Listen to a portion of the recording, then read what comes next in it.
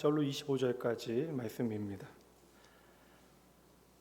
제가 주는 성경은 신약 성경 369쪽에 있습니다. 히브리서 13장 18절로 마지막 절까지 말씀 봅니다.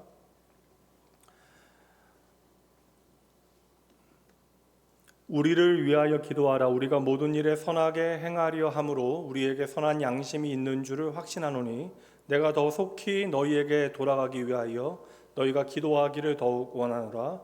양들의 큰 목자이신 우리 주 예수를 영원한 언약의 피로 죽은 자 가운데서 이끌어내신 평강의 하나님이 모든 선한 일에 너희를 온전하게 하사 자기 뜻을 행하게 하시고 그 앞에 즐거운 것을 예수 그리스도로 말미암아 우리 가운데서 이루기를 원하노라. 영광이 그에게 세세 무궁토록 있을지어다. 아멘. 형제들아, 더 읽을게요. 형제들아, 내가 너희를 권하노니 권면의 말을 용납하라. 내가 간단히 너희에게 썼느니라. 우리 형제 디모데가 놓인 것을 너희가 알라. 그가 속히 오면 내가 그와 함께 가서 너희를 보리라. 너희를 인도하는 자들과 및 모든 성도들에게 문안하라. 이달리아에서 온 자들도 너희에게 문안하느니라. 은혜가 너희 모든 사람에게 있을지어다. 아멘. 오늘로서 히브리서 53번째 시간이고요. 오늘 말씀의 제목은 함께 읽어보도록 합니다. 함께 읽습니다. 예수 그리스도로 말미암아. 이 설교 제목 예수 그리스도로 말미암아, 이거 조금 더 길게 풀었으면요, 예수 그리스도로 말미암아 은혜로 시작하여 은혜로 마칩니다. 이렇게 좀 쓰면 되는데 주볼 공간이 없어서 제일 중요한 핵심적인 표현인 예수 그리스도로 말미암아라고 적어 두었습니다. 오늘이 히브리서 53번째 시간이기도 하지만 오늘 히브리서 마지막 본문이기도 합니다. 사실 1년 넘게 말씀을 살펴오다 보니까 흐름은 어느 정도 기억나실 터이지만 말씀의 내용은 많이 잊어버리셨을 것 같아요. 괜찮습니다. 말씀의 흐름에 따라 잘 들어오신 분들은 그 말씀의 가치가 여러분 안에 남아 이 말씀이 꼭 필요한 순간마다 성령 하나님께서 이 말씀을 기억나게 하시고 이 말씀 통해서 여러분의 삶을 친히 인도하실 겁니다.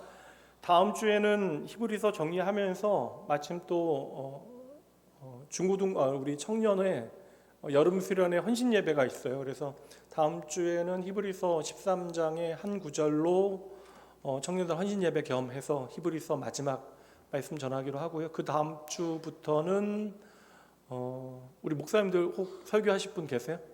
한 주 제가 시간 드릴게요. 그리고 한 주 설교하시고 나서 그럼 제가 요한계시록 말씀 설교 한번 제가 잘 논의를 해보겠습니다. 오늘은 히브리서 전체를 이끄는 대명제를 말씀을 통해서 좀 이렇게 단단하게 연결하는 작업을 해보면 어떨까라는 생각이 듭니다. 함께 한번 읽어볼까요? 시작. 모든 것은 예수 그리스도의 언약의 피로 주 예수로 말미암아. 이 핵심적인 대명제 가운데 오늘 말씀을 좀 연결해 보는 작업을 하려고 합니다. 여러분, 군만두 좋아하세요? 좋아하세요? 저희 교육자, 저는 사실 어릴 때는 군만두 전혀 안 먹었는데 이게 사람 식성이 다 변하더라고요. 맞죠? 저도 이제 얼마 전부터는 만두가 좀 맛있기 시작했고, 제가 생각해 본데 제 아내하고 예전에 이제 결혼하기 전에 데이트할 때는 좀 만두 싫어해가지고 만두 먹는 걸로 좀 다툰 적도 있는 것 같은데 정확하진 않아요, 기억이. 그러니까 제가 예전에는 만두를 거의 안 먹었는데 이제는 좀 만두를 좋아합니다. 저희 교육자들 중에서는 우리 차인철 목사님이 군만두 제일 좋아합니다. 군만두 좋아하시는 분들 몇 개나 드실 수 있겠어요? 많이 드시면 몇 개나 드시나요? 주는데도 드세요? 올드보이라고 하는 영화, 저는 사실 그 감독님의 영화가 너무 좀 거칠어가지고 영화를 좀 좋아하진 않지만 워낙 유명한 영화이긴 했잖아요. 내용도 저는 좀 약간 불편하고 그래서 그 영화 제대로 보진 않았는데 그 유명한 장면이 산낙지 먹는 거하고 또 군만두 15년 동안 사설 감옥에 갇혀서 15년 동안 똑같은 군만두만 먹게 되어지잖아요. 군만두 좋아하시는 분들 어떠세요? 1년 내내 그렇게 군만두만 3끼 드신다면 이거 가능한 일이겠습니까? 무언가가 계속해서 반복되어진다라고 하는 것, 특별히 그게 이제 내 의지와 상관없이 반복되어지는 일들은 참 지루한 일이 되어지죠. 견디기 힘든 일이 되어질 수도 있다. 아무리 내가 군만두 좋아해도 그거 여러분 일주일만 계속해서 먹으면 그거 먹을 수 있는 사람, 견딜 수 있는 사람 거의 없을 거예요. 그래서 사람은 참 신기한 게 반복되어지는 것을 편안하게 느끼긴 하는데 그 반복되어지는 일 가운데 권태를 느끼게 되어지고 또 새로운 변화를 꿈꾸는 게 사람이 아닌가. 그래서 늘 사람은 나이가 적건 나이가 많건 새로운 것을 추구하고 또 변화를 요구하게 되어집니다. 그래서 이제 왜 이 이야기를 했냐면 우리가 이제 교회들마다 좀 다르다 보니까 이렇게 한국 교회가 아무래도 이제 미국 교회, 지금 현대 한국 교회는 미국 교회의 영향을 많이 받다 보니까 강해 설교라는 게 좀 익숙하지 않으신 분들이 계실 수 있어서 말씀을 이렇게 오랫동안 뭐 쉬운 세 주 동안 뭐 80번, 40번 그렇게 나누는 것이 좀 이렇게 어렵고 의아하게 여겨지는 분들도 계실 것 같아요. 그런데 사실 종교개혁 이후로부터 개혁교회는 말씀을 좀 진지하게 성도의 삶에 비추어내는 작업을 하기 위해서 말씀을 뭐 차근차근 강해하는 것이 개혁교회의 신앙 전통이었습니다. 근데 이게 좀 20세기 중반 좀 중후반 되어지면서 좀 변화되어졌어요. 성도의 삶에 좀 직접적으로 도움이 되어지는 그런 주제 설교 같은 것들이 좀 이제 많아진 것도 사실이고요. 그리고 이제 그게 사실 종교개혁의 전통이기보다는 미국의 어떤 실용적인 어떤 그런 기독교 문화가 미친 영향일 수도 있습니다. 이게 뭐 나쁘다라는 걸 말씀드리려는 게 아니에요. 말씀드리는 이유는 계속해서 이제 말씀을 살피는 것이 좀 고되고 어렵다. 그리고 계속해서 이제 제가 이제 히브리 설명하면서는 하나님의 언약 가운데 십자가와 연결하는 작업을 계속하고 있는데 이것이 또 어떤 분들에는 꽤나 지루한 작업일 수도 있겠다라는 생각이 든다라는 것이죠. 오늘 이게 뭐 중간에 장례도 다녀오고 막 설교가 계속되어서 죄송합니다. 그럼 사실 우리 인생 자체가 좀 지루한 게 아니겠어요? 이게 뭐 날마다 똑같은 하루가 시작되어지잖아요. 아침에 똑같은 시간에 해가 뜨고 하루가 시작이 되어집니다. 날마다 아침에 반복되어지는 것을 우리가 진부하고 지루하게 여기는 사람들은 그 날마다 시작되어지는 하루 안에 담겨져 있는 새로운 의미를, 그 새로움을 우리는 경험할 수 없게 되어지는 것이죠. 예수 그리스도 안에서 우리가 날마다 새로운 하루를 살아갈 수 있다는 사실을 기억하고 우리가 그리스도 안에서 새로운 하루를 믿음으로 바라보게 되어질 때 그 새로운 아침은 우리에게 반복이 아니라 하나님의 재창조, 은혜로 우리에게 주어진 하루라고 하는 사실을 깨닫게 되어지는 것이죠. 그러니 어제의 나는 어제로 지나가게 되어지고 은혜로 시작되어진 새로운 내가 오늘이라고 하는 시간을 살게 되어지는 것입니다. 그러니 반복되어지는 하루하루를 복음의 가치로 깨우는 여러분 되시길 주님의 이름으로 축복합니다. 오늘 히브리서 끝나는 거니까 여러분 잘 말씀 들으시라고요. 우리 인생 가운데 말씀이 오늘 여러분의 말씀으로 살아 움직여야 신앙의 삶에 역동이 생기게 되어지거든요. 그러니까 말씀이, 기록된 말씀이 그냥 피상적으로 존재하는 것이 아니라 내 삶에 역사한다는 사실을 오늘 우리의 삶의 자리에서 성령 하나님 안에서 경험하게 되어질 때 이 말씀은 그냥 내가 뻔히 알고 있는 진부한 이야기가 아니라 새로운 은혜로 우리에게 주어지는 것이죠. 목사인 저도, 날마다 말씀 보는 목사인 저도 말씀 보면서 날마다 새로운 은혜를 경험하는데 여러분들도 같은 은혜를 누리실 수 있어요. 이게 우리 안에 일하시는 성령 하나님의 역사라고 저는 확신하고요. 진리의 영대의 성령 하나님께서 오늘도 이 시간 그러한 일을 우리 가운데 행하십니다. 물론 뭐 설교자의 개인적인 역량이나 어떤 기능이 여러분들을 좀 말씀 앞으로 다가오는데 도움되게 도울 수는 있을 것 같지만 언제나 말씀이 역사하는 자리는 누가 일하시는 자리예요? 진리의 영 되신 성령 하나님께서 일하시는 자리입니다. 제가 히브리서 설교하면서 어느 때보다도 십자가 이야기를 많이 꺼내고 있는데 사실 우리가 평생 십자가 이야기를 해도 그 십자가가 우리에게 새롭게 다가올 수 있는 이유는 성령께서 그리스도로 말미암아 그 복음의 어찌 보면 문법, 우리의 인생에 복음을 적용할 수 있는 복음의 문법을 날마다 새롭게 우리에게 익히게 하시기 때문에 그러한 것이죠. 그러니 좋아하는 군만두는 10개만 먹어도, 그리고 3끼만 먹어도 질릴 수 있지만 그리스도의 십자가는 우리의 평생에 늘 언제나 새로워야 합니다. 우리가 지금까지 상당한 어떠한 시간의 분량을 가지고 히브리서 말씀을 함께 나누면서 우리를 새롭게 하시는 십자가의 은혜가 무엇인지, 우리의 고통조차도 하나님의 놀라운 은혜의 증거로 바꿔내신 십자가의 의미에 대해서 함께 나누어 보았습니다. 성경의 어떠한 가르침을 여러분 어떠한 규율과 어떠한 책망이나 또 반대로 어떠한 격려나 위로나 이런 말씀으로 이해하시면 안 될 것 같아요. 히브리서 말씀에 보면 믿음의 선배들 유명한 히브리서 11장 말씀을 설명하면서도 제가 여러 번 자세히 말씀을 드렸다시피 믿음의 선배들이 성경 말씀에 기록된 이유도 그들이 얼마나 훌륭한 삶을 살아왔는가에 대해서 우리에게 전하여 주는 것이 목적이 아닙니다. 그래서 구약 성경 보면서 우리가 답답해할 필요가 없다. 제가 예전에 구약 성경 읽으면서 힘들었던 것이 구약 성경의 이스라엘 백성들은 왜 이렇게까지 실패하니? 그러니까 저는 구약 성경의 이스라엘 백성들을 보면서 도무지 이해되지 않는 하나님의 놀라운 은혜를 경험하고 이따위로밖에 살지 못하는 이스라엘 백성들이 오늘의 나이구나라고 하는 것을 깨닫지 못하니까 그들의 실패가 이해가 되지 않는 거예요. 근데 구약 시대 그들은요 예수 그리스도를 십자가에서 만나지 못하니까 실패할 수밖에 없는 거예요. 그들은 이미 예정되어진 실패를 경험하게 되어지는 것입니다. 그들은 갇혀 있었던 제사 제도와 의식 가운데 계속해서 실패할 수밖에 없다. 죄의 문제는 그 가운데 해결되어질 수 없다. 그러니 구약의 모든 제도와 율법을 뛰어넘어 이 땅에 오신 예수 그리스도께서 히브리서 말씀처럼 친히 우리의 영원한 대제사장이 되시고 기꺼이 우리의 완전한 희생제물이 되시어 십자가에 달리신 그 대속의 죽음을 날마다 하나님의 은혜로 바라보게 하시는 분이 성령 하나님이시고, 그래서 우리는 날마다 성령 안에서 예수 그리스도의 십자가의 말씀을 통해 확인하는 작업을 해야만 한다.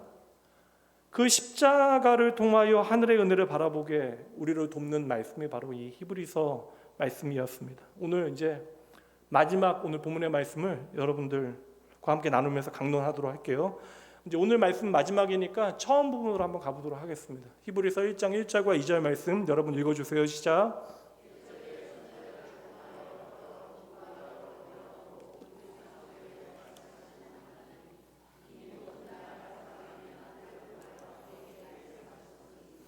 이 아들을 만유의 상속자로 세우시고 또 그로 말미암아 모든 세계를 지으셨다. 아멘. 히브리서 처음 이야기를 이 말씀을 히브리서 전체를 읽고 나면 더 선명하게 와야 돼요. 그러니까 구약의 선지자들을 통하여 또 여러 모양과 방법으로 믿음의 이제 앞선 세대들에게 계속해서 말씀해 오신 하나님, 그 말씀해 오신 하나님께서, 그러니까 하나님께서 계속해서 당신을 말씀해 주셨는데 마지막 날에 아들을 통하여 우리에게 말씀하신다. 그러니까 아들을 통하여 말씀하시기 위하여 그 옛적의 선지자와 여러 모양과 방법, 여러 모양에는 제사도 있을 것이고 성막도 있을 것이고 여러 가지 이제 것들을 통하여 하나님께서 말씀하셨다. 이 모든 것들이 결국에 아들을 통하여 우리에게 말씀하시려고 하셨던 것이다. 이 아들을 만유의 상속자로 세우시고 그를 통하여 모든 세계를 지으셨다. 이거 다시 구원하셨다. 그리고 다시 지으셨다라는 의미가 되는 것이죠. 하나님께서는 여러 모양으로 여러 방법으로 당신의 말씀을 드러내셨다라는 거예요. 그리고 마지막 말씀하셨는데 그 말씀은 누구를 통해서 우리에게 말씀하시는 것?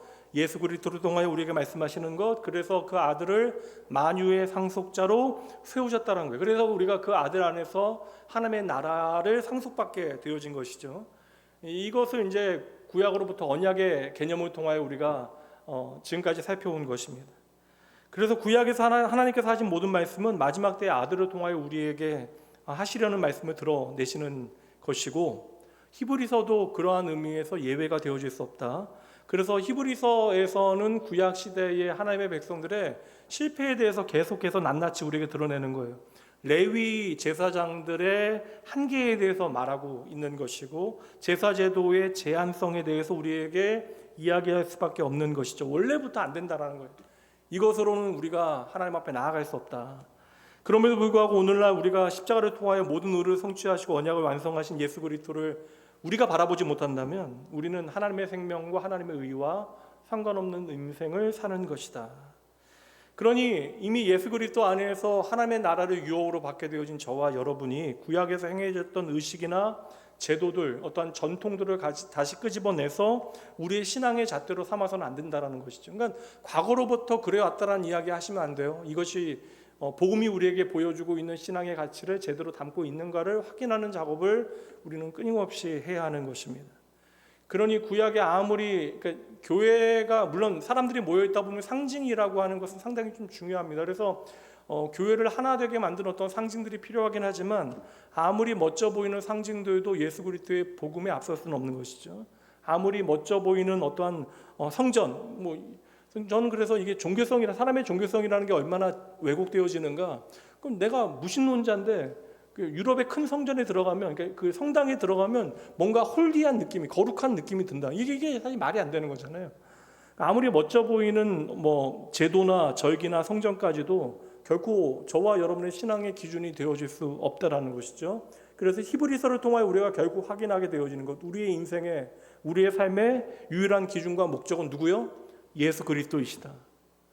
그래서 율법의 완성으로서의 예수 그리스도와 그의 십자가에 대해서 히브리서는 계속해서 말씀하고 있는 것이고, 그거 우리에게 11장 12장에서 강조해 왔던 거예요. 그래서 계속 강조했던 게 예수를 바라보라, 그리고 예수를 생각하라, 이거 계속해서 우리에게 말씀해 왔던 것이죠. 사실 9장까지 이제 잘 설명을 했고요. 10장까지 설명했고 11장, 12장, 13장은 적용이라고 이야기할 수 있어요. 그래서 11장, 12장, 13장에서 믿음, 소망, 사랑을 설명합니다. 근데 이건 믿음, 소망, 사랑은 그냥 따로 존재하는 것이 아니라 예수 그리스도 한 분만이 믿음이시고 예수 그리스도 한 분만이 소망이시고 예수 그리스도 한 분만이 사랑이시다. 그러니까 우리가 그분이 아니고서는 11장, 12장, 13장에서 설명하는 믿음과 소망과 사랑이 결코 우리 안에서 나올 수 없다라는 거예요. 그러니까 우리 안에서 아무리 쥐어짜봐야 우리의 본성 안에서 이러한 선하고 아름다운 것들은 나올 수 없다. 구원의 실체가 되어지는 믿음과 소망과 사랑은 누구로부터 우리에게 주어지는 것? 예수 그리스도를 통하여 우리에게 주어지는 것이다. 그래서 오늘 설교 제목처럼 예수 그리스도로 말미암아. 그럼에도 불구하고 우리가 예수님 당시에 바리새인들과 같이 내가 기도를 많이 하는 것으로, 내가 예배드리고 내가 금식하는 것으로, 내가 헌금을 많이 드리는 것으로, 내가 교회 안에서 열심히 봉사하는 것으로 여러분들이 여러분의 신앙을 증명하려고 한다면 이것은 예수 그리스도의 십자가 그 대속의 사역을 헛된 곳으로 돌리게 되어지는 거예요. 이 모든 것들은 내가 예수 그리스도의 대속의 사역을 통하여 변화되어진, 새롭게 되어진 우리가 우리의 삶에 전혀 새로운 양식을 가지고 살아가게 된 믿음과 소망과 사랑의 이야기가 되어져야 하는 것이죠. 그럼 우리가 기도를 많이 하는 것도 누구로 말미암아? 예수 그리스도로 말미암아. 우리가 예배를 기뻐하는 것도 예수 그리스도로 말미암아. 우리가 청지기로서 물질을 제대로 관리하고 헌금을 드리는 것도 예수 그리스도로 말미암아. 주의 몸된 교회를 열심히 섬기고 헌신하는 것도 예수 그리스도로 말미암아. 그 어떤 신앙의 이야기도 여러분 나의 신앙을 증명하는 도구가 되어질 수 없다라는 거예요. 이거 여러분 좀 무섭게 말씀드리면 우리가 모르고 해도 이런 것들로 우리의 신앙을 우리가 증명하고 이런 것들로 내가 구원받아 합당하다라고 생각하게 되어지면 이것 자체가 여러분 무서운 죄가 되어지는 것입니다. 교회 다니는 사람들 가운데 누가 여러분 예수님을 무시하는 사람이 있겠어요? 교회 다니는 사람들 가운데 예수님을 무시하는 사람들은 아무도 없지만 우리도 모르게 실천적으로는 예수 그리스도를 무시하는 때가 있다는 거예요. 예수 그리스도의 주되심을 우리가 놓치게 되어지고 나도 모르게 예수 그리스도를 이용하고자 하는 마음이 우리 안에 있을 수 있다.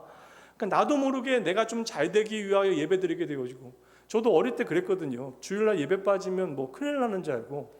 그러니까 그렇게 저에게 강요한 사람은 없는데, 그러니까 제가 전에도 한번 말씀드렸잖아요. 제가 평생에 단 한 번 예배를 빠진 거 아니에요. 오후 예배를 어른 예배를, 저녁 예배를 드리긴 했는데 제가 중고등부 예배를 한 번 빠졌어요. 제가 전체 학교 무슨 대표로 구로에 있는 학교에 가서 전에 한번 얘기했잖아요. 주일날 예배 빠지고 거기 빠지면 안 된다고 해서 갔는데 그 끝나고 나서 저기 구로에 있는 어떤 고등학교 형들한테 만나가지고 제가 엄청 맞고 제가 돌아오면서 야, 교회 빠져가지고 내가 오늘 맞았구나 라는 생각. 죽지 않고 산 게 하나님 은혜다 그 생각했거든요. 그러니까 예배 빠지면 이렇게 되는구나 그런 생각했거든요.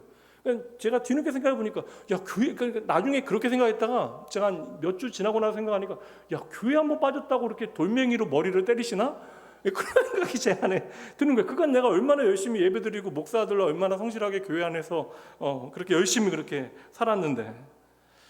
그래서 여러분, 우리가 아무리 아름다운 결과를 만들어내는 아름다운 일들을, 신앙의 아름다운 일들을 행한다 할지라도 이게 예수 그리스도께서 중심이 되지 아니하고 나도 모르게 거기에서 내가 중심이 되어지면 신앙은 언제나 보상이 되어져야 돼요. 그거 안 되면 우리는 억울한 생각이 되게 되어집니다.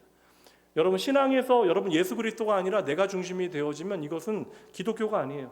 그냥 기독교와 상관없는 종교적인 행위가 되어질 뿐입니다. 그래서 세상에서 가장 교묘하고 무서운 우상 숭배가 있다면, 아담 때로부터 지금까지 계속되어지는 가장 무서운 우상 숭배가 있다면 바로 자기 자신이에요. 자기 자신이 우상이 되어지는 것입니다. 이런 이해를 가지고 오늘 본문의 말씀을 이제 보도록 할게요. 여러분, 이제 18절과 19절 말씀 보도록 합니다. 여러분 읽어주세요. 시작.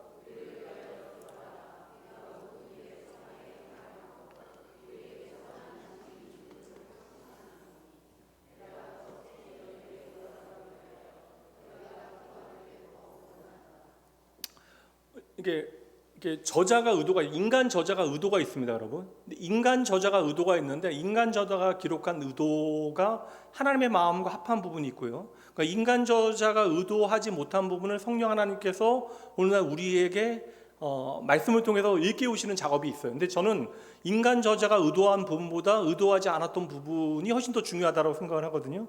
그러니까 오늘 본문의 말씀은 그냥 생각해 보면 이제 히브리 교인들을 향하여, 히브리 출신의 유대교 출신의 이제 그리스도인들을 향하여 그들이 고난 가운데 있을 때 너희가 이제 어찌 너희의 인생을 그리스도의 복음으로 살아가야 하는가에 대한 가르침을 전하고, 마지막에 이제 문안 인사하는 내용으로 본문을 보게 되어지면 본문을 건너뛰어도 되죠.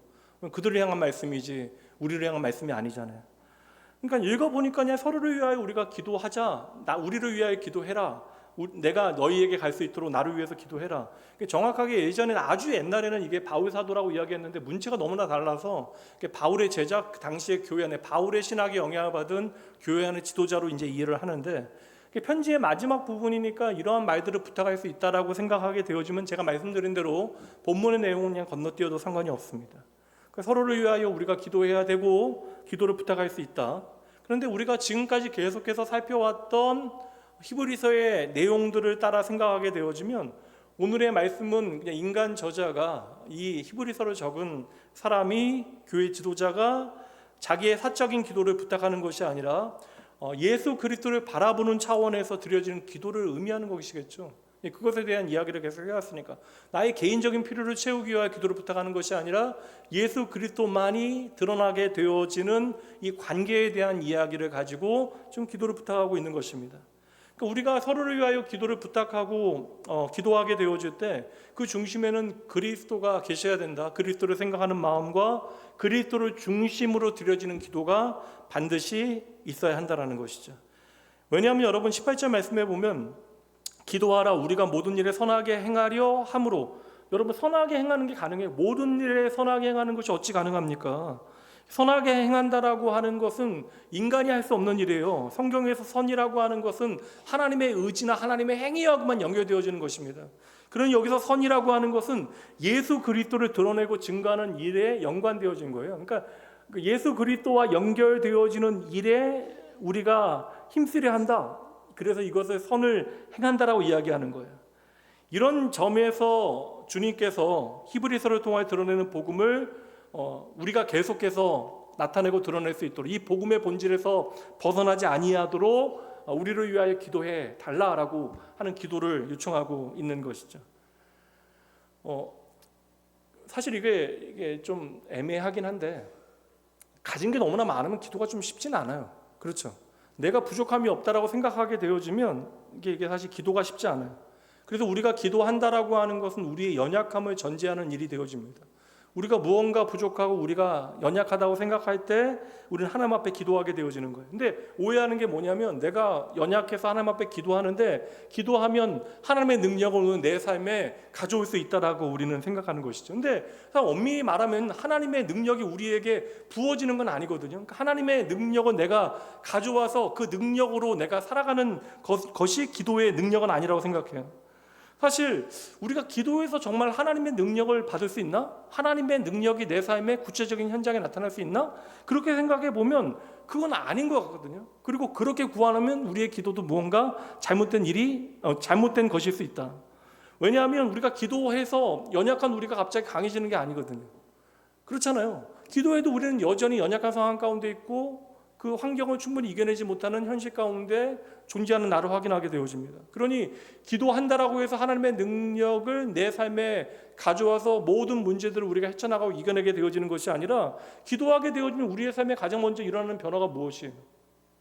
기도하면 연약한 내가 가장 강하신 하나님을 의지하게 되는 거예요. 그분을 바라보게 되어지는 것입니다. 그것이 여러분 기도의 가장 중요한 유익이 되어지는 거예요. 연약한 나는 그대로 있지만, 나의 상황은 그대로 있지만, 물론 기도를 통하여 모든 상황이 역전되어지고 변화되어질 수도 있어요. 그러나 많은 경우에 우리의 상황이나 우리의 연약한 모습은 그대로 있지만, 우리는 우리의 간절한 기도를 통하여 크신 하나님을 만나게 되어지는 거예요. 이게 여러분 예수 그리스도로 말미암아 우리가 하나님 앞에 그 은혜의 보좌 앞으로 담대히 나아갈 수 있게 되어진 놀라운 하나님의 축복이 되어지는 것입니다. 그래서 여러분, 내가 할 수 없기 때문에 기도함으로 하나님이 하신다. 그러니까 내가 할 수 없었는데 기도해서 하나님께서 무언가를 줘서 내가 이것을 할 수 있다라는 것이 아니라, 내가 할 수 없기 때문에 하나님 앞에 기도하고 하나님께서 하신다라는 것을 우리가 증명하는 거, 이게 바로 기도고 믿음의 삶이 되어지는 것이죠. 그래서 여러분, 우리가 기도한다라는 것의 가장 중요한 핵심은 뭐냐면, 여러분, 내가 오늘 누구를 바라보고 있는가, 이게 핵심이에요. 기도는 내가 누구를 바라보고 있는가, 그리고 내가 누구를 중심으로 나의 삶을 살아가고 있는가, 이것을 확인하고 드러내는 것이 바로 기도가 되어져야 한다. 이런 의미에서 계속 말씀드리지만, 여러분, 용한 권사님 없다고요. 용한 목사님 없더라고요. 그러니까 용하라는 표현 여러분 좀 이게 나쁘게 들으실 수 있는데, 하나님께서 누구 기도는 더 들어, 그런 거 없다고요, 여러분. 그러면 예수 그리스도의 피값이 아무 의미가 없어요. 우리가 다 거룩한 제사장으로 하나님 앞에 예수 그리스도의 이름으로 기도할 수 있는데, 여러분, 그러니까 이게 누구에게 기도받으면 병 낫는다라고 하는 이상한 이야기들을 하는 거예요. 제가 여러분 이것들이 얼마나 거짓되는가에 대해서는 여러분들에게 다 이야기할 필요가 없어요. 괜히 뭐 이거 시험 들고 이런저런 생각하실까 봐 말씀은 다 드릴 수 없지만, 가장 유명한 신유 사역자들 여러분 500명씩 비행기 타고 움직여도 그 집회 일주일씩 진행돼도 단 한 사람도 고침받지 못하는 경우들이 있어요. 그러면 이 자리에 있는 사람들이 그냥 믿음이 없는 것처럼 사람들은 이야기합니다. 여러분, 절대 아니죠. 하나님의 영광을 위하여 그 모든 일들은 행하여지는 거예요. 어떤 사람들은 여러분 하나님 참으로 사랑하지만 연약함으로 그의 인생을 살아가고, 때로는 어떤 사람들은 하나님께서 참 귀히 여기지만 가난하게 그의 삶을 살아가지만, 그를 통해서도 하나님의 영광과 하나님의 살아계심을 드러낼 수 있다는 것이죠. 그 하나님의 선하신 뜻을 우리가 바라보지 못하면 우리의 인생의 가치도 세상 사람들과 똑같은 가치 가운데 살아갈 수밖에 없는 것입니다. 그러니 여러분, 어디 가서 기도받겠다, 제가 기도받는 거, 나한테 기도 안 받고 다른 사람에게 기도받는다. 제가 한번 기도하는데, 제가 위에서 손을 얹고 기도하는 것은, 교회가 서로를 위하여 손을 얹고 기도하는 것은 세운 목회자가 간절한 마음으로 그를 위하여 주의 마음으로 기도한다는 의미로 안수하는 것이지, 제가 손을 얹는 그 행위 안에 여러분 능력이 나가는 것이 아니라고요. 그럼 바울사도 맨날 뭐 놓고 옷자락 만지고 다 그럼 지병도 바울사도님께서 자기 병도 못 고쳤는데 평생, 이게 너무나 말이 안 되지 않아요? 여러분, 그렇게 하나님을 오해하시면 절대 안 됩니다. 하나님은 그런 하나님이 아니세요. 그렇게 유치한 분이 아니시라고. 우리의 기도에 치유와 능력이 나타난다면, 저희 뭐 예전에 오해연 선교단 같은 경우에 18년 동안 시신경 고장난 여자아이가 눈 떴어요. 이거 말이 안 되잖아요, 그런 거. 종교적 열의가 만들어냈다 믿지 않는 사람들 얘기할 수 있지만, 여러분 20년 동안, 18년 동안 앞을 보지 못했던 아이가 기도했는데 눈을 떴다고요. 근데 그 아이들이 여러분 대학생 아이들이었어요. 그때 중단기 선교 참여했던 아이들. 근데 이거 경험했던 아이들이, 이거 평생 이거 놀라운 하나님의 은혜 앞에 내 평생 하나님 앞에 내 삶을 온전히 바치겠나 결단했는데, 불과 1년 지나고 2년 지나고 내가 공부하는 가운데 하나님이 안 계신 것처럼 보여지는 또 일들 가운데 내 마음 낙심하고 넘어지게 되어지고, 그게 여러분 인생이에요. 우리가 무엇을 경험했다라고 해서 그 당시로부터 우리는 절대 넘어지지 않을 것이다, 그렇지 않다라는 것이죠.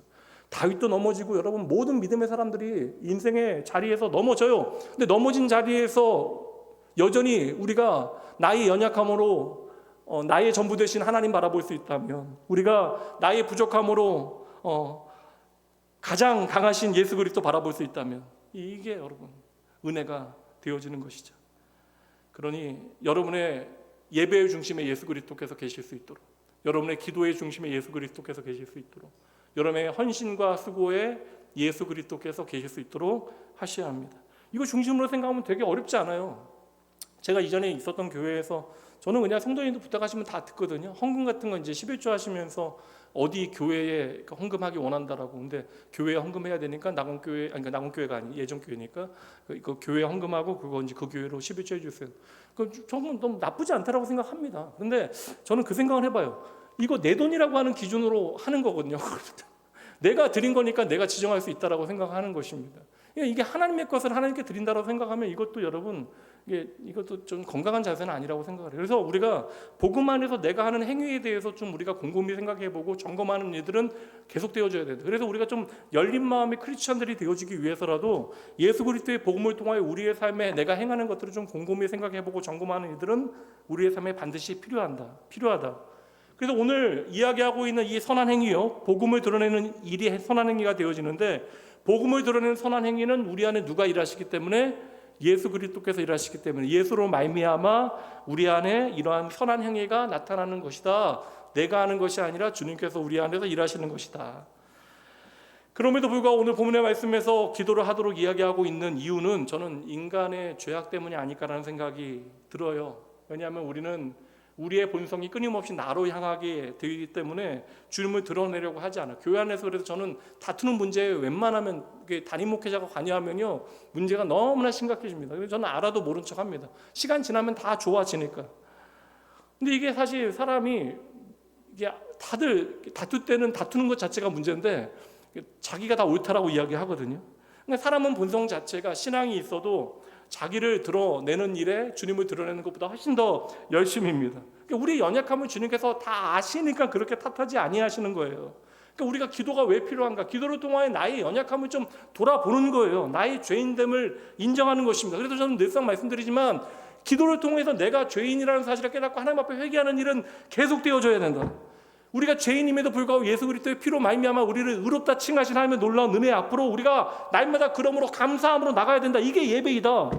하나님의 일하심을 우리의 삶에 더욱더 깊이 우리는 확인해야 된다. 그래서 이러한 의미에서 오늘 히브리서 기록자가 서신을 받게 되어지는 사람들과 속히 만나서 내가 너희들을 만나는 게 행복한 게 아니라 예수 그리스도를 더 이야기하고 싶다. 그러니 너희를 속히 만날 수 있도록 기도해 달라라고 요청하고 있는 것이죠. 그러니 여러분 18절과 19절 말씀 이제 정리합니다. 최종 정리입니다. 우리가 개인의 기도 제목 주님 앞에 충분히 아뢰 수 있어요. 근데 그 최종 목적은 바로 주님의 복음이어야 한다는 거예요.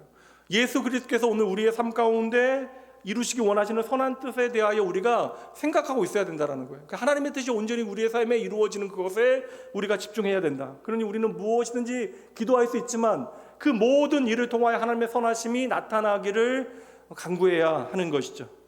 다음 말씀 보도록 합니다. 20절과 21절 말씀 보도록 할게요. 읽어주세요. 시작.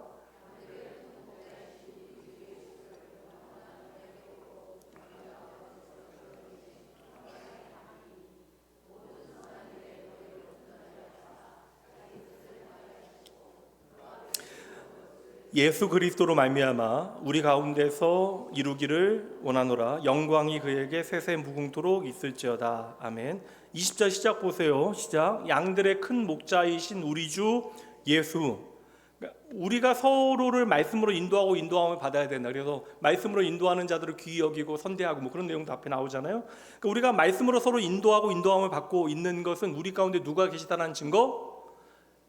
그냥 예수가 아니죠. 20절 말씀대로 얘기하면 양들의 큰 목자이신 우리 주 예수께서 계시기 때문에. 그러니까 우리가 말씀으로 다른 사람들을 인도하고 누군가를 위하여 기도하고 신앙생활 한다라고 하는 것은 우리 안에서 누가 계시는 거예요? 양들의 큰 목자이신 우리 주 예수 그리스도께서 우리 안에서 그 모든 일들을 행하고 계시는 것이다. 여러분 이거 믿고 좀 저는 위로받을 필요도 있다. 격려받을 필요도 있다. 내가 다른 사람들을 설득해서 예수 믿게 하는 게 아니에요. 우리가 간절히 기도하지만 이 모든 일들을 행하시는 분은 바로 예수 그리스도이십니다. 우리의 기도 때문에 사람이 변화되어지는 거 아니라고요. 예수 그리스도께서 그 사람을 변화시키시는 이유가 되어지시는 것입니다. 그러니까 우리가 기도하건 무엇을 하건 간에 우리의 모든 열심 안에는 예수 그리스도를 바라보는 믿음이 있어야 되는 거예요. 그 믿음이 우리 안에 일하는 것입니다. 이 모든 생명의 역사는 하나님께서 예수 그리스도로 하여금 십자가에서 대속의 피를 흘리게 하신 그로 말미암아, 그러니까 예수로 말미암아, 예수의 십자가의 대속의 은혜로 말미암아 가능케 되어진 일이다.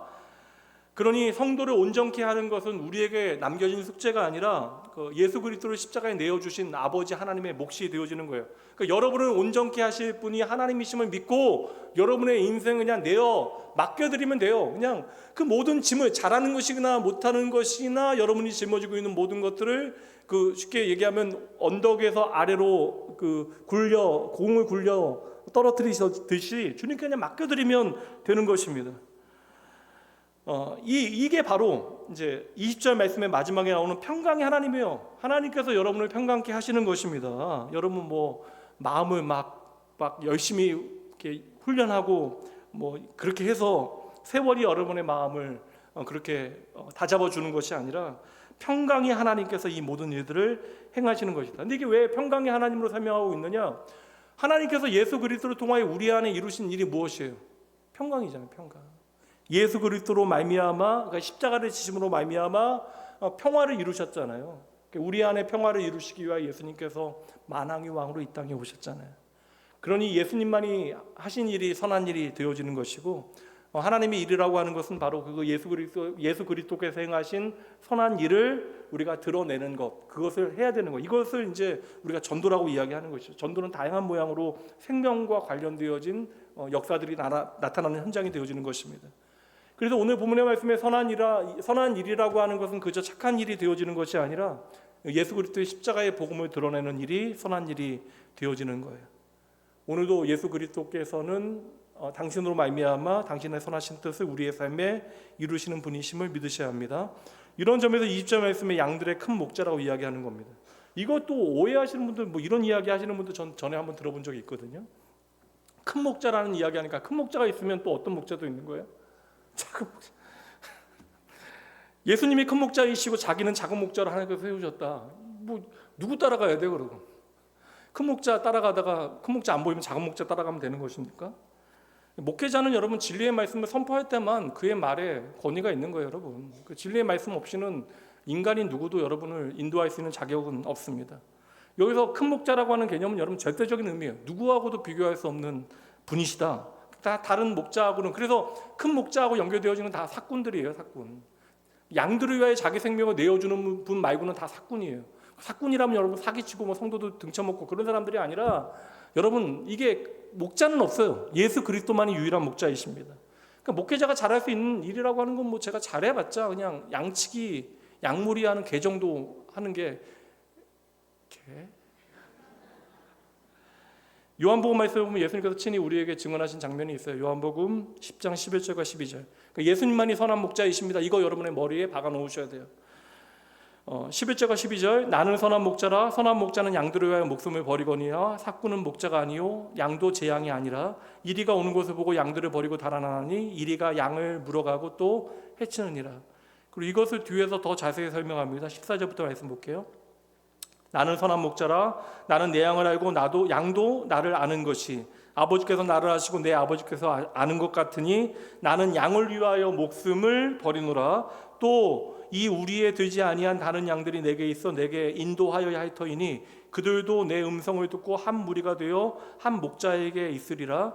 내가 내 목숨을 버리는 것은 그들을 내가 다시 얻기 위함이니 이로 말미암아 아버지께서 나를 사랑하시느니라. 이를 내게서 빼앗는 자가 있는 것이 아니라 내가 스스로 버리노라. 나는 버릴 권세도 있고 다시 얻을 권세도 있으니 이 계명은 내 아버지에게서 받았노라 하시니라. 예수님께서는 영원한 언약을 따라서 자기 양을 위하여 자신의 생명을 버리심으로, 십자가의 죽으심으로 양들에게 영원한 생명을 주셨습니다. 이게 복음이에요. 십자가에서 피를 흘리심으로 모든 말씀을 성취하셨다라는 거예요. 이거 구약에서부터 예언의 말씀이 성취되어지는 것에 대한 말씀들, 계시의 말씀들이 많이 나오는데, 이사야서 말씀도 너무나 많이 나오지만 오늘은 에스겔서 말씀 한 구절 보도록 할게요. 37장 24절부터 말씀 봅니다. 내 종 다윗이 그들의 왕이 되리니 그들 모두에게 한 목자가 있을 것이라. 그들이 내 규례를 준수하고 내 율례를 지켜 행하며 내가 내 종 야곱에게 준 땅 곧 그의 조상들이 거주하던 땅에 그들이 거주하되 그들과 그들의 자자손손이 영원히 거기에 거주할 것이요 내 종 다윗이 영원히 그들의 왕이 되리라. 내가 그들과 화평의 언약을 세워서 영원한 언약이 되게 하고 또 그들을 견고하고 번성하게 하며 내 성소를 그 가운데에 세워서 영원에 이르게 하나니 내 처소가 그들 가운데 있을 것이며 나는 그들의 하나님이 되고 그들은 내 백성이 되리라. 에스겔 선지자가 한 목자를 이야기하는데 이제 다윗을 통하여 한 목자 영원한 왕이 오신다. 그러니까 예수님을 한 목자로 소개하면서 예수님께서 화평의 언약을 완성하시는 하나님이시다라는 사실을 에스겔 선지자가 구약시대에 이미 계시의 말씀으로 전하고 있는 거예요. 그리고 구약의 에스겔 선지자가 전했던 이 하나님의 말씀이 예수님의 십자가를 통하여 완전히 성취되어진 것이죠. 그러니 여러분, 새 언약의 중보자는 누구밖에 없어요? 예수님밖에 없는 거예요. 예수님밖에. 아무도 없는 것입니다. 예수 그리스도 외에 어떤 자도 새 언약의 중보가 될 수 없다라는 사실이 성경이 전하고 있는 가장 명확한 진리가 되어져요. 그래서 히브리서 10장 29절 말씀 함께 읽어봅니다. 하물며 하나님의 아들을 짓밟고 자기를 거룩하게 한 언약의 피를 부정한 것으로 여기고 은혜의 성령을 욕되게 하는 자가 당연히 받을 형벌이 얼마나 더 무섭겠느냐 너희는 생각하라. 영원한 멸망이라는 거예요. 영원한 멸망. 다 하나로 연결되어지는 거예요. 하나님의 심판의 기준은 명확합니다. 여기 안에 여러분 누구는 더 하나님 앞에 대우받고 대우받지 않고 그런 거 없는 거예요. 여러분, 하나님의 심판의 기준은 무엇이에요? 무엇을 근거로 하나님께서 심판하시겠다? 예수 그리스도의 그 십자가, 예수 그리스도의 그 보혈을 근거로 심판하시겠다는 거예요. 하나님의 심판의 기준은 무엇밖에 없어요? 예수의 피밖에 없는 거예요. 이거 언약에 이미 담겨져 있잖아요. 출애굽 당시에 여러분 이스라엘 백성들 가운데 착한 사람들만 구원받았어요? 이스라엘 사람들 중에 여러분 나쁜 사람도 없었겠습니까? 여러분 엄청나게 많았을 거예요. 이스라엘 사람들보다 선한 사람들, 애국 사람들 많았을 거예요. 근데 그 출애굽의 마지막 그 장자의 죽음이라고 하는 처음 난 것의 죽음이라고 하는 하나님의 심판 가운데 유일하게 살아난 사람들 누구예요? 무엇을 가진 사람이요? 피를 가진 사람. 어린 양의 피를 가졌느냐 가지지 않았느냐가 그들의 생명을 좌우하게 되어지는 것입니다. 여러분 착하게 살면 좋죠. 교회 다니는 사람들이 좀 선하게 살아야죠. 거짓말 좀 안 하셔야죠. 예수 믿으면서 여러분 언제까지 거짓말하고 언제까지 여러분 나쁜 마음으로 살아가시겠습니까? 우리가 좋은 태도를 가지고 남들을 귀히 여기며 살아가는 건 너무나 귀하고 좋은 일이에요.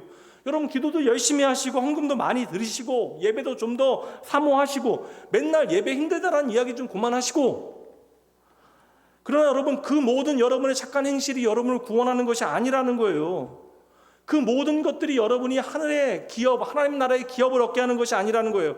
하늘의 상조, 만유의 상속자는 누구밖에 없어요. 히브리서 시작에 만유의 상속자는 예수 그리스도밖에 없어요. 그 상속은 무엇을 통하여 우리에게 주어지는 거예요? 예수의 보혈을 통하여 우리에게 주어지는 것입니다. 예수의 피로만 가능한 거예요.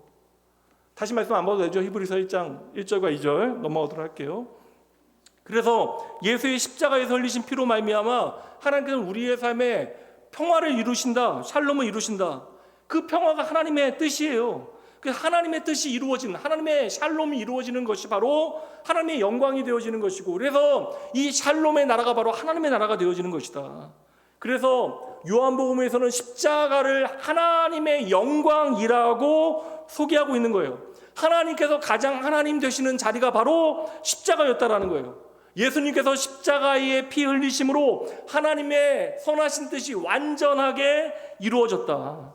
그러니까 우리가 하나님께 영광을 돌린다라고 하는 것은 우리가 세상 가운데 가장 부자 되고 성공하고 좋은 대학 들어가고 좋은 집에 살고 모든 사람들이 부러워하는 인생을 살아가는 것이 아니라 우리의 삶이 이제 예수 그리스도의 십자가로 말미암는 은혜의 삶을 살아가는 것으로, 예수 그리스도의 십자가만이 생명이라고 하는 사실을 내가 증명하고 드러내는 것으로 하나님께서는 오늘도 영광을 받으십니다. 그렇게 여러분 영광을 나타내셔야 하는 거예요. 이제 히브리서의 마지막 부분으로 넘어가 보도록 할게요. 22절부터 24절까지 읽어주시죠. 시작.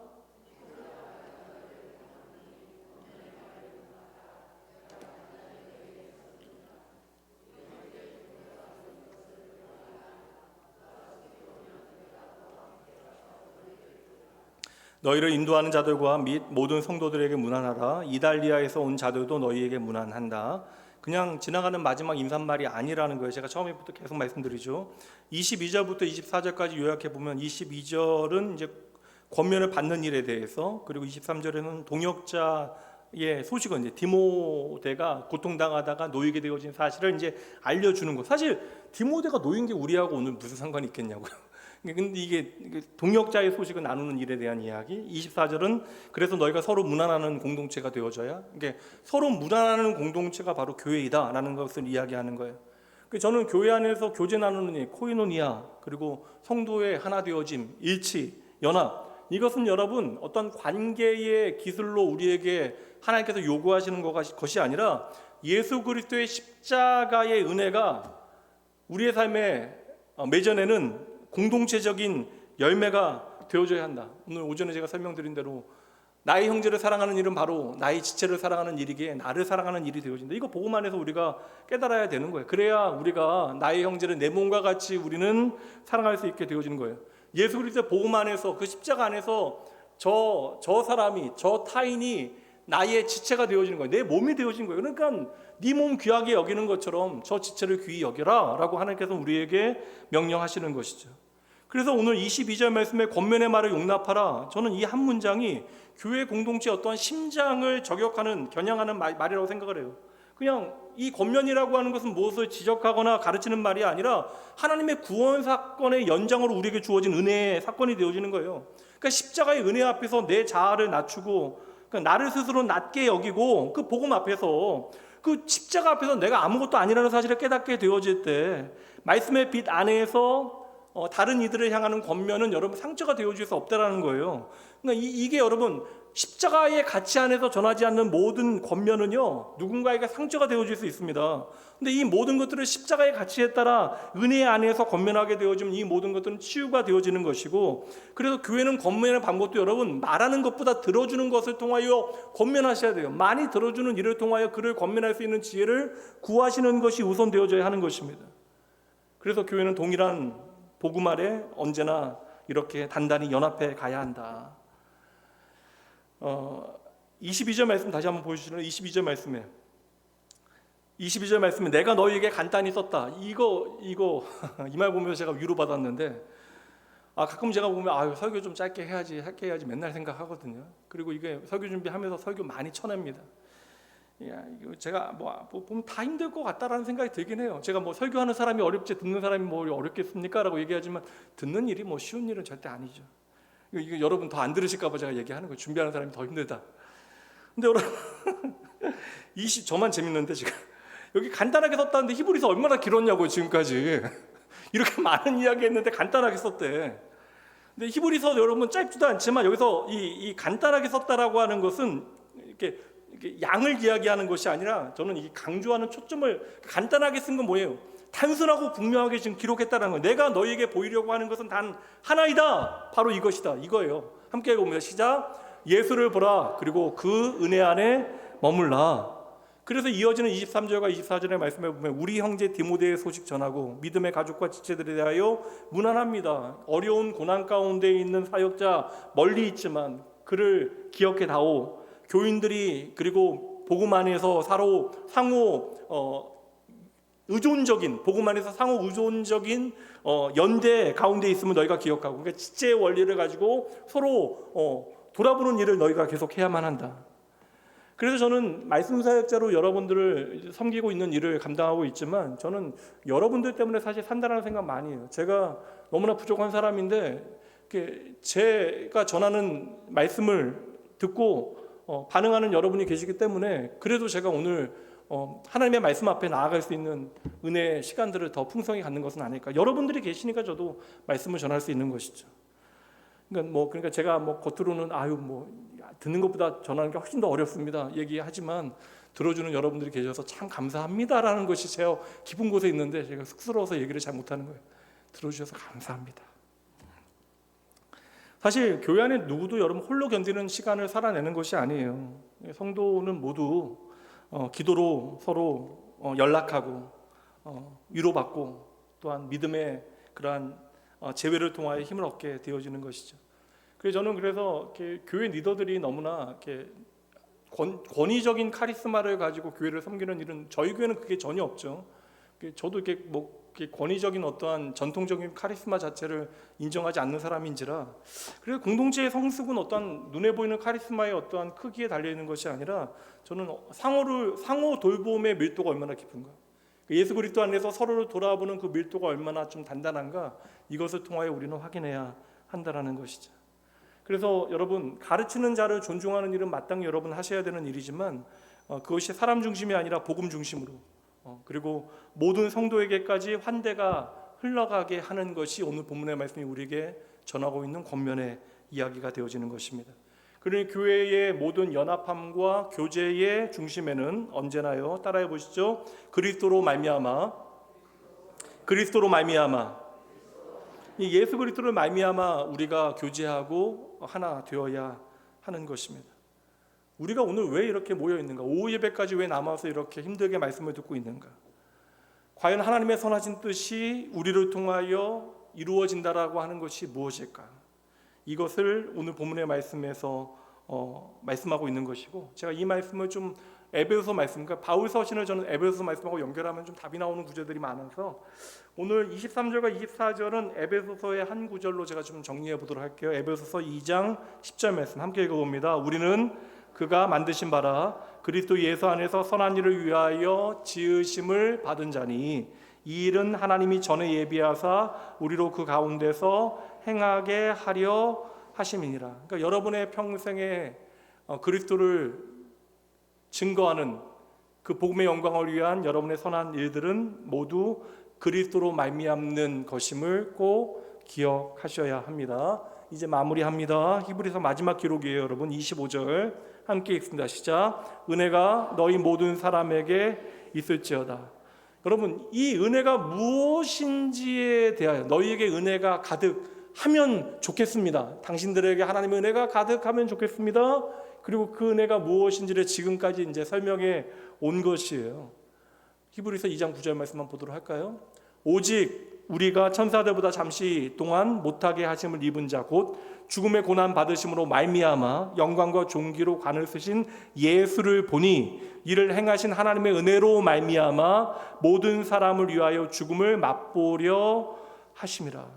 그러니까 예수 그리스도께서 십자가의 대속의 죽음으로 그렇게 죽으신 것은 바로 하나님의 은혜였다. 이거 이야기해 주는 거예요.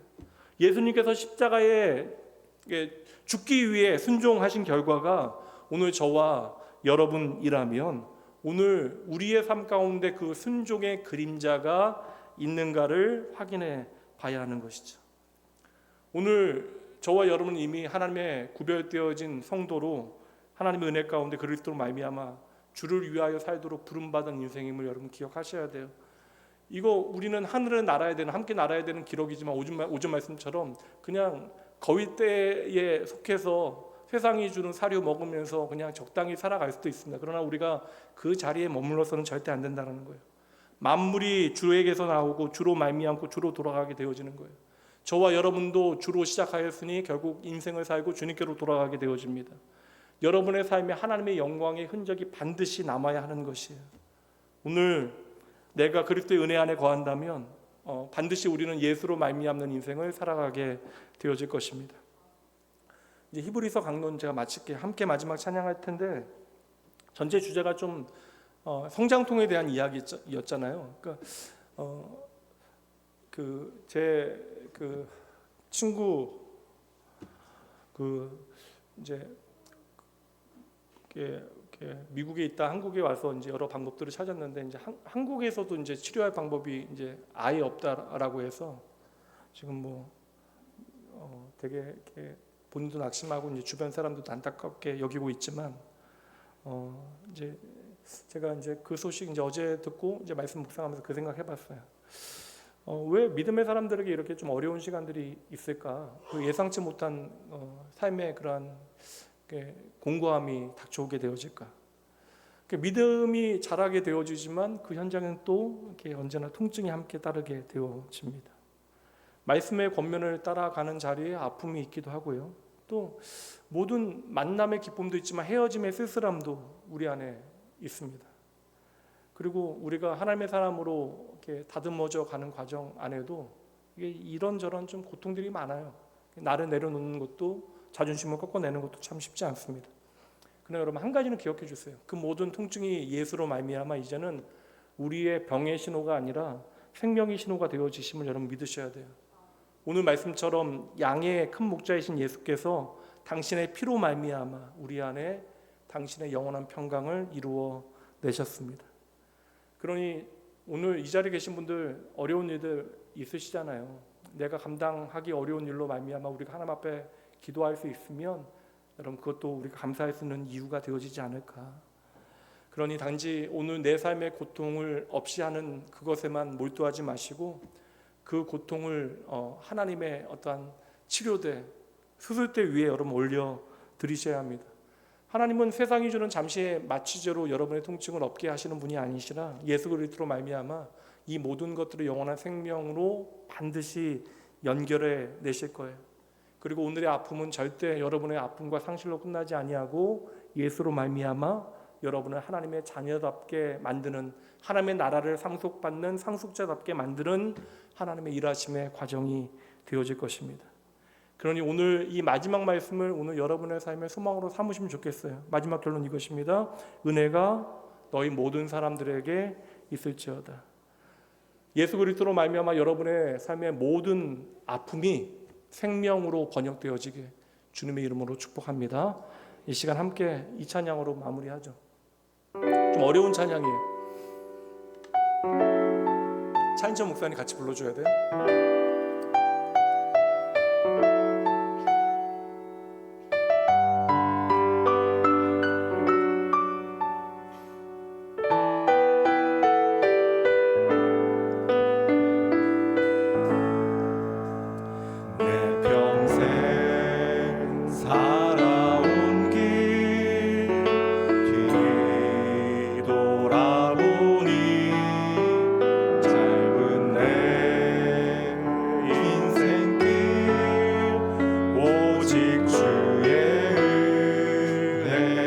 다시 한번 찬양할게요. 내 평생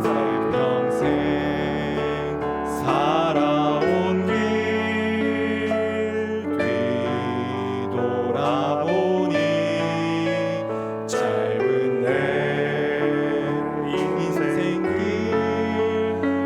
오직 주의 은혜라 주의 은혜라 주의 은혜라 내 평생 살아온 길 주의 은혜라 주의 은혜라 답이 없는 사랑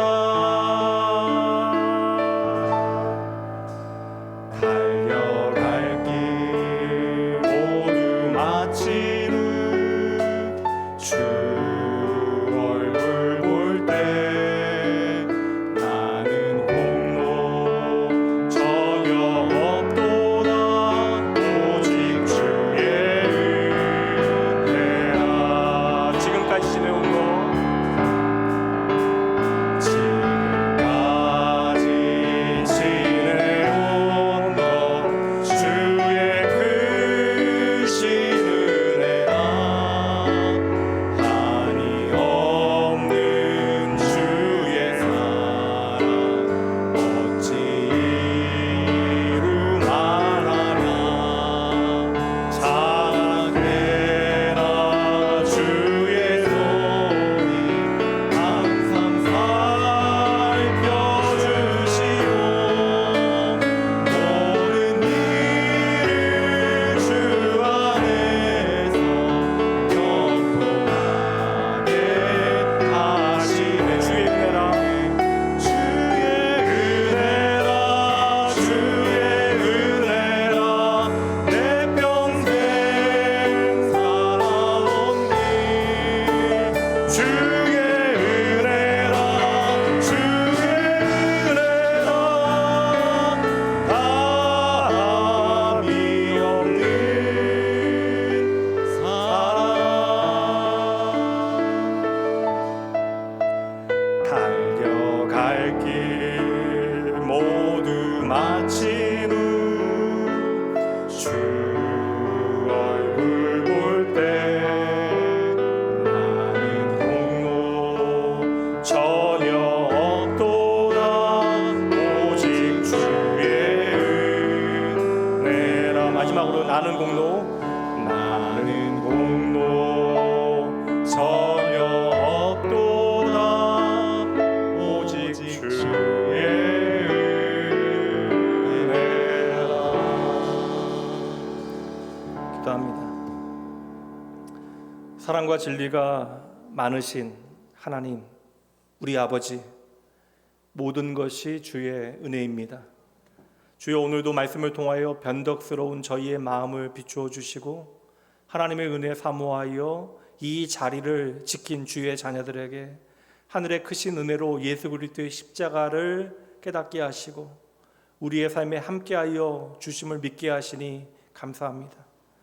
평강의 하나님, 영원한 언약의 피로 우리의 영원한 큰 목자 되신 예수를 죽은 자 가운데 일으키신 아버지 하나님께서 오늘도 우리의 모든 아픔과 어려움 가운데 그리스도로 말미암는 은혜 가운데 다시 일으켜 세워 주실 것을 믿습니다. 아버지, 오늘 주 예수의 복음 앞에 나의 연약함을 먼저 인정하게 하시고 이제 우리의 모든 신앙의 행위에 주 예수로 말미암는 복음이 드러나게 하시어 저의 인생이 하나님의 아름다운 뜻을 이루는 영광의 도구 되어질 수 있도록 하나님 함께하여 주시옵소서.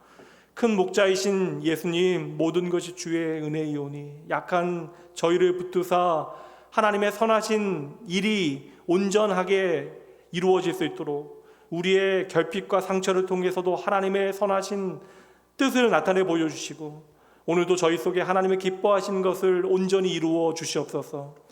낙원교회를 은혜 안에 아버지 하나로 연합하게 하시고 권면을 겸손히 하되 말씀 안에 저희들 하나 되어지고 사랑으로 무난하게 하시되 서로를 아버지의 진리의 말씀 위에 세우는 복음의 공동체 되어질 수 있도록 주의 몸된 교회를 단단히 붙잡아 주시옵소서.